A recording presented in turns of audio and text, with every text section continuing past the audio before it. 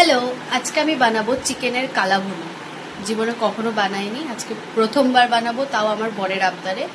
যাই হোক, দেখি কিরকম কি হয়, মানে কালা ভুনা কালা হয় না কি হয় দেখি। সেটা কিভাবে বানাচ্ছি আর কিরকম হয়েছে সেটা দেখতে গেলে তো ব্লগটা পুরোটা দেখতে হবে। তাহলে চলো তোমরা ভিডিওটা দেখতে থাকো। চিকেনের কালা ভুনা বানানোর জন্য আমি এখানে নিয়ে নিয়েছি মৌরি, নিয়ে নিয়েছি একটা স্টার, আর নিয়ে নিয়েছি শুকনো লঙ্কা, আর নিয়ে নিয়েছি এখানে গোলমরিচ। এগুলো আমি এখন গুঁড়ো করে নেব।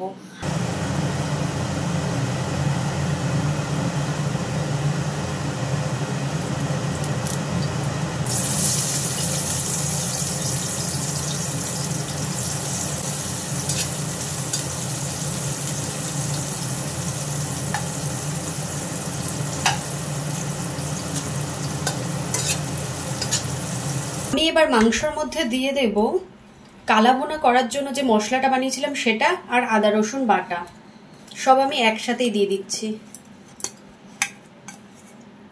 দিয়ে দেব লবণ, দিয়ে দেব হলুদ, দিয়ে দিলাম ধনের গুঁড়ো, দিয়ে দিলাম লঙ্কার গুঁড়ো, দিয়ে দেব বেরেস্তা।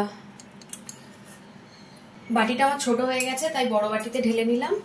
এবার আমি দিয়ে দেব বেরেস্তা ভেজেছি সেই ভাজা তেলটা।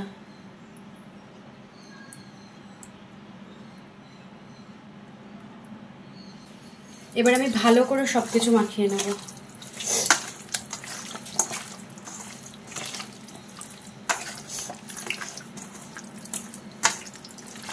আমি কখনো কালা ভুনা বানাইনি, আজকে প্রথমবার বানাচ্ছি, জানি না কিরকম কি হবে।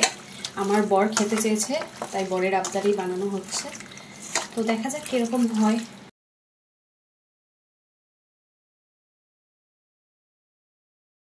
আমি এখন এটা কিছুক্ষণ ঢাকা রেখে দেবো, ততক্ষণ আমি ভেজে নেব পেঁয়াজ।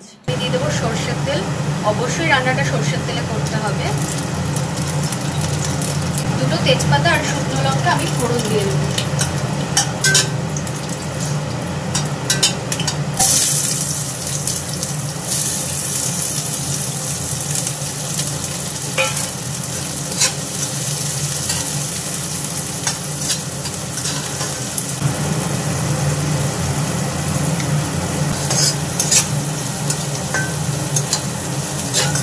খুব বেশি ভাজবো না, একটু ভাজা ভাজা হয়ে এসেছে। এখন আমি ম্যারিনেট করে রাখা মাংসটা দিয়ে দেবো এর মধ্যে।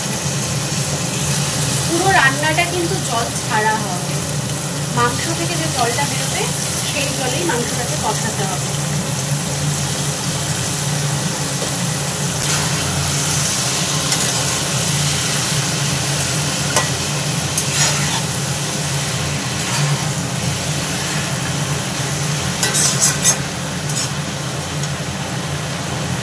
মাংসটা এরকম ঢাকা দিয়ে দিয়ে রান্না করতে হবে। অনেকক্ষণ নাড়াচাড়া করার পরে আমি দিয়ে দিলাম যে ভাজা মশলাটা আমি প্রথমে রেডি রেখেছিলাম কালা ভুনার জন্য, প্রথমে দিয়েও ছিলাম, সেই ভাজা মশলা অল্প পরিমাণে আমি দিয়ে দিলাম। তো কিছুক্ষণ নাড়াচাড়া করার পরে আমি নামিয়ে নেব।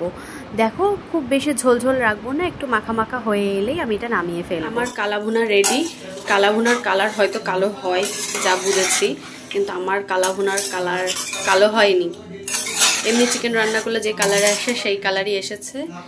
তো যাই হোক, এর থেকে ভালো আমি আর পারছি না, প্রথমবার এটাই যথেষ্ট।